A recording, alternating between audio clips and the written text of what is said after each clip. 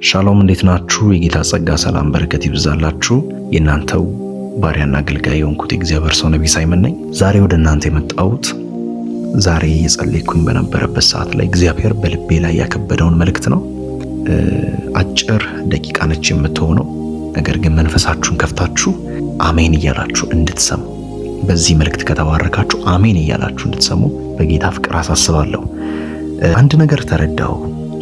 እግዚአብሔር አምላክ ከዘፍጥረት እስከ ራእይ የሱ በሆኑ ሰዎች ሕይወት ላይ ማለትም የኔ ብሎ በሚጠራቸው ባሪያዎቹ ላይ የኔ ብሎ በሚጠራው ሕዝብ ላይ አንድም ቀን በምንም ተአምር የሰው አሻራ ያለበትን ተአምራት አድርጎላቸው አያውቅም። እኔ ረድቼዋለሁ ብሎ ሊናገር በሚል እኔ አግዣታለሁ ያለኔ እኮ ባዶ ነበረች ብሎ በሚያስቡ ሰዎች እግዚአብሔር አንድም ቀን ተአምራት አድርጎላቸው አያውቅም። እግዚአብሔር አምላክ ብቻውን ሲሰራ፣ ብቻውን ተአምራት ሲያደርግ፣ ብቻውን ሲገን በሕይወታቸው ላይ እንመለከታለን። ለምሳሌ በአብርሃም ሕይወት ላይ ስንመለከት እግዚአብሔር አብርሃምን በዘፍጥረት መጽሐፍ ላይ አብርሃም አለው፣ አቤት ና ከነገድህ ከዘርህ ከወገንህ ተለይተህ እኔ ወደ ማሳየህ ምድር ውጣ። ምን ማለት ነው? እኔ ወደ ማሳየህ ምድር? እኔ ማሳየህ ነው ማለት እዛ ነው የምትሄደው የምልህ ነው። አንተም አታውቀው። እዛ ነው የምልህ ነው።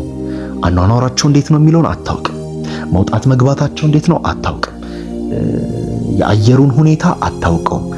በዛ ምድር ላይ የከበረ ነገር ይሁን ሞት ይኑር አታውቅም። እኔ ወደ ማሳየህ ምድር ግን ውጣ። አብርሃም ከወጣ በኋላ የእናቱ እጅ የሌለበት ማክላዲያ ኮፍራዲና ማያሳ ፓያሳ የአባቱ እጅ የሌለበት የወገኑ እጅ የሌለበት ከጥቂት ምዕራፍ በኋላ እግዚአብሔር በንጉሱ እጅ በወርቅ በግመል በምን እንደባረከው ይናገራል። አንድ ነገር ልንገራችሁ፣ የማታውቁት መንደር የገባችሁበት ምክንያት የሚያውቋችሁ ሰዎች እጃቸውን ከሕይወታችሁ ላይ እንዲያነሱ ነው። እየሰማኝ ያለ ሰው አለ ወይ? እግዚአብሔር አምላክ ወደማታውቂው ምድር ያስገባሽ ማለት ነገውን ልትገምቺ የማታውቂው አይነት ሕይወት ውስጥ ያስገባሽ የሱን እጅ ብቻ እያየሽ እንድትኖሪ ነው። የሱን ክንድ ብቻ እያየሽ እንድትኖሪ ነው። አንዳንድ ጊዜ እኔንም ጨምሮ ነገ ምን ይሆናል ብትሉኝ የማላውቅበት አይነት ሁኔታዎች ውስጥ ምገባበት ጊዜ ይኖራል። እንደናንተ ሰው ስለሆንኩኝ ማለት ነው። ይሄ ነው ብዬ ልናገር በማልችላቸው ፈተናዎች ውስጥ ማልፍበት ጊዜ ይኖራል። በዛን ጊዜ አይምሮዬ አያውቅም ነገ ምን እንደሚሆን። ዙሪያ ያለ ሰው አያውቅም ነገ ምን እንደሚሆን። እኔም አላውቅም። ከአይምሮዬ በላይ ነው። ነገር ግን በዛ ሁኔታ ውስጥ እጁን ብቻ እያየሁኝ የወጣሁባቸው ምሽቶች ነበሩ። የወጣሁባቸው ሌሊቶች ነበሩ። የወጣሁባቸው አስጨናቂ ጊዜያት ነበሩ። ሊስን ምንድነው ነገ የማደርገው? ልጆቼ ምን ይበላሉ? ምንድነው ነገ የማደርገው? ስራዬ ምን ይሆናል? ምንድነው ነገ የማደርገው? አገልግሎቴ ምን ይሆናል?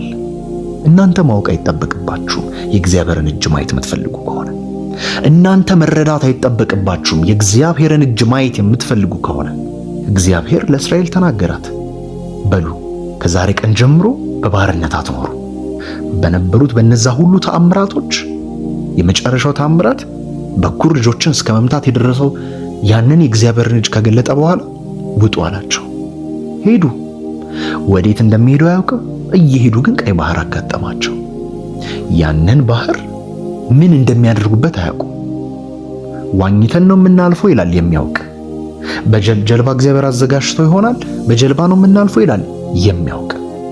የማያውቅ ደግሞ በቃ እንደሚያደርግ ያድርገን ይላል። ይሄ ሁሉ በሆነበት ሰዓት ላይ እግዚአብሔር ለሙሴ ተናገረው። ሙሴ ያለው አቤት ለምንድን ነው የምትጮህብኝ? ለምን ትጮህብኛለህ? እጅ ላይ ምናል? በቃ ሂድ ወደፊት፣ ከፍላችሁት እለፉ። በታሪክ ሆኖ የማያውቅ ደግሞም ያልተደረገ እስራኤል በደረቅ ምድር ተሻገረች። እግዚአብሔር ዛሬ እያላችሁ ያለው ይህንን ነው። የማታውቁት አይነት ሕይወት ውስጥ ያስገባዋችሁ ነገ ምን ይሆናል ብትባሉ ለማንም ማስረዳት የማትችሉ፣ ሌላው ሲያያችሁ ራእይ የሌላችሁ የምትመስሉ፣ ሌላው ሲያያችሁ ጥቅም የሌላችሁ የምትመስሉ፣ ስለ ነገ የማያውቅ ዝም ብሎ የሚኖር ተራ ሰው ተደርጋችሁ የተቆጠራችሁ አይደላችሁም። እናንተ እንደዛ አይደላችሁም። እናንተ የእግዚአብሔርን እጅ እየተከተላችሁ የምትሄዱ ሕዝቦች ናችሁ። እናንተ ቀን በደመና ሌሊት በእሳት አምድ የሚመራችሁ እሱ ወደ ሂዱ ወደሚልበት የምትሄዱ ዳመናው ሲቆም የምትቆሙ ሕዝቦች ናችሁ። ያለ እግዚአብሔር ባዶ የሆናችሁ ይህንን መረዳት ያስፈልጋችኋል። እግዚአብሔር አምላክ በኤልያስ ሕይወት ላይ ስንመለከተው ኤልያስ ቴስቢያዊው ኤልያስ ተብሎ ተጻፈልን እንጂ እናቱ ማን ትሁን አባቱ ማን ይሁን የዘር ሐረጉ የለም ምንም የተጻፈ ነገር የለም። ይሄ ሰውዬ አገልግሎት ላይ እንዴት ገባ? ማን ፋይናንሻሊ ሰፖርት አደረገው? የለም። የምትመለከቱት ነገር ግን በላተኛውን እግዚአብሔር እያስገዛለት እንዳገለገለ ትመለከታላችሁ። በላተኛውን እያስገዛለት መጽሐፍ ቅዱሳችንን በደንብ ስንመለከተው መልእክቱን ካስተላለፈ በኋላ ከአፌ ቃል በቀር ብሎ ሰማይ ዘግቶ ከሄደ በኋላ እግዚአብሔር አንድ ሂድ፣ ወደ ዋሻ ሂድ። እዛ ከሄደ በኋላ በዛ ቁጭ አለ። እግዚአብሔር በላተኛውን ቁራ የማይታዘዘው አስቸጋሪ የሆነው እልከኛ የሆነውን ክፉ የሆነውን በቀን እያመጣ እንዲመግበው።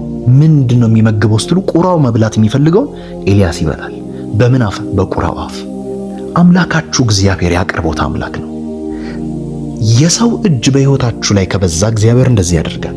የነሱን እጅ ያሻግተውና ከነሱ እጅ የምትቀበሉትን ነገር ያሻግተውና ከሱ እጅ የሆነውን ፍሬሽ የሆነውን ነገር አዲስ የሆነውን ማክሌ ቫራዲጋ ሃቶቬኒያ ካያ በማንም ይሄ ነው ብላችሁ ማታስረዱት፣ ማን ጋገረው ብላችሁ ማትገምቱት አልቆ የተዘጋጀ ነገር። አሜን የሚለኝ ሰው አለ ወይ? አልቆ የተዘጋጀ ነገር እግዚአብሔር አምላክ በጌታ በኢየሱስ ክርስቶስ ስም እንደ እግዚአብሔር ነብይ ይናገራለሁ። በእነዚህ 24 ሰዓታቶች ውስጥ በጌታ በኢየሱስ ክርስቶስ ስም እናገራለሁ። ከማታውቁት ስፍራ ያልተጠበቀ አቅርቦት ይለቀቃል በኢየሱስ ክርስቶስ ስም፣ ይለቀቃል በኢየሱስ ክርስቶስ ስም። ይህንን ነው እግዚአብሔር የሚያደርገው። እግዚአብሔር ይህንን ነው የሚያደርገው። እግዚአብሔር አቅራቢያችን ነው። እግዚአብሔር አቅራቢያችን ነው። ሰፖርተራችን እግዚአብሔር ነው። በሕይወታችን ፕራይመሪ ብለን የምናስቀምጠው እግዚአብሔርን ነው።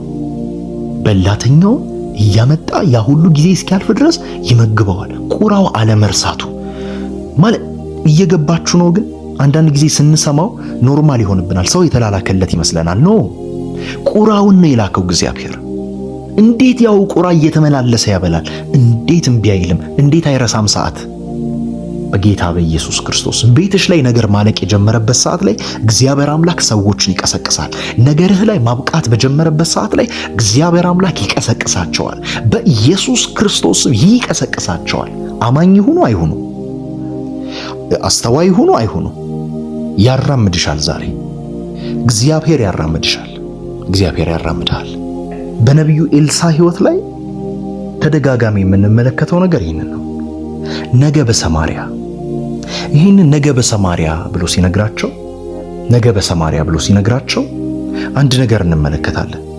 ነገ በሰማርያ የተባለበት ታሪክ ያ ሰዓት እንደነገርኳችሁ የዶሮ ኩስ የሚበላበት የአህያ ጭንቅላት የሚበላበት ያ ሰዓት ነው። ማንም ሰው ለማንም የማይደርስበት ሰዓት፣ ተሻምቶ የአህያ ጭንቅላት የሚበሉበት ሰዓት። በዛ ሰዓት ላይ እንዴት ነው በ24 ሰዓት ታምራት ይሆናል? እንዴት በ24 ሰዓት እንዴት? ነገ በሰማርያ አንድ መስፈሪያ የኢፍ ዱቄት በዚህን ያህል ሰቅል ዋጋ ይሸጣል። እንዴት ልታስረዳን ትችላለህ? እንዴት ልታስረዳን ትችላለህ? ምክንያቱም እንደምታውቁት አንድ ጤፍ ዱቄት ጋር እንዲደርስ መጀመሪያ በመልካም መሬት መዘራት አለበት። በመልካም መሬት ከተዘራ በኋላ በጥንቃቄ እንዲያድግ ይደረጋል። ካደገ በኋላ ያጨዳው ጊዜ ሲደርስ ይታጨዳል። ብዙ ፕሮሰሶችን ያልፋል፣ ይከመራል። ከዛ በኋላ እንደዚህ ይደረጋል፣ ብዙ ነገር ይደረጋል። መጨረሻ ላይ ተፈጭቶ ዱቄት ይሆናል። ሜቢ ይሄ ፕሮሰስን ያላቀው ሙሉ ለሙሉ ግን 7 ወር ፈጀ እንበል በትንሹ ሜቢ የ7 ወር ታሪክ በ24 ሰዓት ውስጥ እንዴት ሊያልቅ ይችላል? ይሄ እኛ የምናውቀው መንገድ ነው። እግዚአብሔር አምላክ የሚያውቀው መንገድ ግን በ24 ሰዓት ውስጥ ማለቅ የሚችል ነገር ነው። በ24 ሰዓት ውስጥ ህዝብ ሊበላ ይችላል። በ24 ሰዓት ውስጥ ካልተጠበቀ መንደር እግዚአብሔር ተአምራትን ማዘጋጀት ይችላል። ይህንን እግዚአብሔር ለነብዩ ከተናገረው በኋላ ነብዩ መልእክቱን ተናገረ። ንጉሡ አጠገብ የነበረ አንድ ሰው እንዴ የማይሰማይ መስኮት ቢከፈትም ይህንን ሊያደርግ አይችልም አለ። በቃ አንተ ታያለህ ግን አትበላውም። ይህንን መልእክት ከተናገረ በኋላ ነገ በሰማርያ በነዛ ለምጻሞች መሰረት እግዚአብሔር አምላክ ያልተጠበቀ ተአምራት አሁንም አመጣ። በነማ እነዛ ኃጢአተኛ በተባሉት፣ በነማ እርግማን አለባቸው በተባሉት፣ በነማ ባልተጠበቁት ሰዎች ዛሬ እንደዚህ ይሆናል። ባልተጠበቁ ሰዎች እግዚአብሔር ተአምራትሽን እያፋጠነ ያመጣዋል። ላንቺ ሳይንስ በማይገባ ላንቺ ዕውቀት በማይገባ ላንቺ ብቻ አይደለም በዙሪያሽ ያለ ሰው ሊረዳው በማይችለው ተአምራት እግዚአብሔር አምላክ ይጎበኝሻል በኢየሱስ ስም። ይጎበኝሃል በኢየሱስ ስም። ያንን ያደርጋል እግዚአብሔር በ24 ሰዓት ውስጥ ባልተጠበቀ ሁኔታ ለሰዎች ሊገባ በማይችል ማካቶኮ ፓራዲያስ ኤራላባካያስ በጌታ በኢየሱስ ክርስቶስ ሰው ሊገባው በማይችል እንዴት ሆነ ቆይ ማለት ይህ የሰማይ መስኮት ቢከፈትም አይሆንም የተባለው ነገር እንዴት ሆነላት? በማቃል በእግዚአብሔር ቃል። የተአምራት ባለቤት እግዚአብሔር ነው። አስተውሉ። በእነዚህ 4 ሰዎች በአብርሃም፣ በሙሴ፣ በነቢዩ ኤልያስና በነቢዩ ኤልሳ እግዚአብሔር ያልተጠበቀ የሰው እጅ የሌለበትን ተአምራት ሲያደርግላቸው ቆይቷል።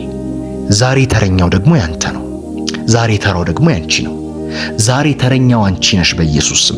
ዛሬ ተራው የቤተሰብሽ ነው በኢየሱስ ስም። ዛሬ ተራው የቤተሰብሽ ነው በኢየሱስ ስም። ዛሬ ተራው የቤተሰብህ ነው በኢየሱስ ስም።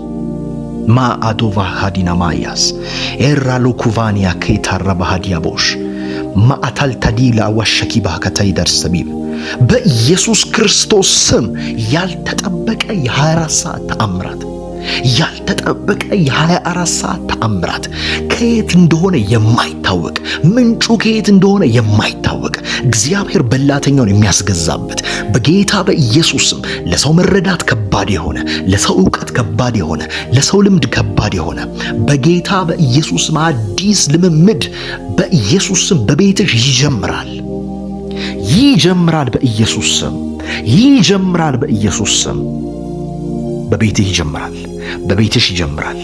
በጌታ በኢየሱስም ነገ በዚህ ሰዓት ያልተጠበቁ የስልክ ጥሪዎች፣ ነገ በዚህ ሰዓት ያልተጠበቁ ኢሜሎች፣ ነገ በዚህ ሰዓት ያልተጠበቁ ተአምራቶች፣ ነገ በዚህ ሰዓት የሞተው የሚነሳበት፣ ነገ በዚህ ሰዓት ያረጀው ነገር እንደገና የሚለመልምበት፣ ነገ በዚህ ሰዓት የሐኪሞች ማስረጃ የሚቀየርበት፣ ነገ በዚህ ሰዓት ፍርድ ላንቺ የሚቀየርበት፣ ሰበር የሚገባበት በጌታ በኢየሱስ ክርስቶስ ስም ተማሪዎች ሆናችሁ ውጤታችሁ የተበላሸ ባልጠበቃችሁት ሁኔታ ውጤታችሁ የሚቀየርበት፣ በተአምራት የሚቀየርበት፣ ቁጥሮች የሚቀየሩበት እግዚአብሔር አምላክ በተለያየ ሕይወታችሁ ስፍራ ላይ ጨካኝ ሰዎችን ለእናንተ የሚያስገዛበት ባሪያ የሚያደርግበት አሰራር ዛሬ በዚህ ምሽት ይጀምራል በጌታ በኢየሱስ ስም።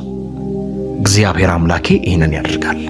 ስለዚህ እናንተ መዘጋጀት ያለባችሁ ለምንድን ነው ካላችሁ ትምህርቴን ሳጠቃልለው ላልተጠበቁ